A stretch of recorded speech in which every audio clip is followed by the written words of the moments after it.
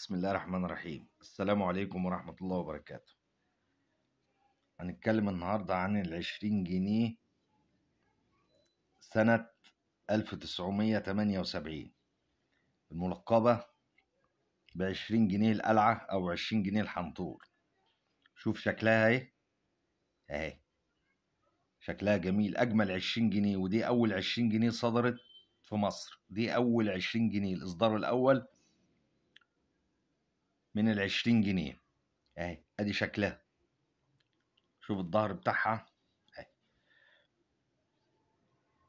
اهي 20 جنيه الحنطور، اسمها 20 جنيه الحنطور. شكلها جميل وكبيرة جدا، أكبر عملة في العملات الورقية. دي أكبر ورقة في العملات الورقية، حجمها كبير جدا أهي زي ما أنت شايف كده، وشكلها جميل وأجمل 20 جنيه اتعملت. الشكل بالنسبة للشكل، الشكل جميل جدا أهي. 20 جنيه الحنطور أو 20 جنيه القلعة، صدرت سنة 1978 أهي. 1976 صدرت في سنة 1976 اهي. دي سعرها كام بقى يا عم الحاج؟ دي سعرها لو حالة أنصر زي اللي في إيديا دي، الحالة اللي في إيديا دي أنصر يعني ما اتلمستش اهي، حالة لسه طالعة من البنك اهي ما اتلمستش. دي سعرها من 400 جنيه ل 450 جنيه، من 400 ل 450. لو حالة أقل بتعمل 200 جنيه، لكن بالنسبة لدي سعرها 450 جنيه عشان أنصر ما اتلمستش.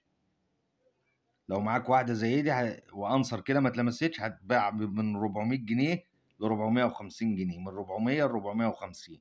أهم شيء تكون حالة أنصر زي اللي في إيديا دي حالة أنصر أهي، يعني ما اتلمستش. سعرها من 400 ل 450 جنيه أهي. لو حالة أقل هتعمل 200 جنيه. كل حاجة على حسب الحالة بتاعتها، الورق بيتباع على حسب الحالة بتاعته. طب دي تنباع فين؟ في عندك كذا مكان تبيع فيه، في أسواق. لو عاوز تبيع في السوق ماشي، عندك سوق وسط البلد ديانة في القاهرة، في اسكندرية، في ميامي، فيها في السيدة عائشة. لو عاوز تبيع برضه في سوق السيدة عائشة، في بقى جروبات بقى على الفيسبوك بتبيع وتشتري، في موقع ايباي، في موقع اوليكس. كل الحاجات دي تقدر من خلالها تبيع العملة اللي معاك.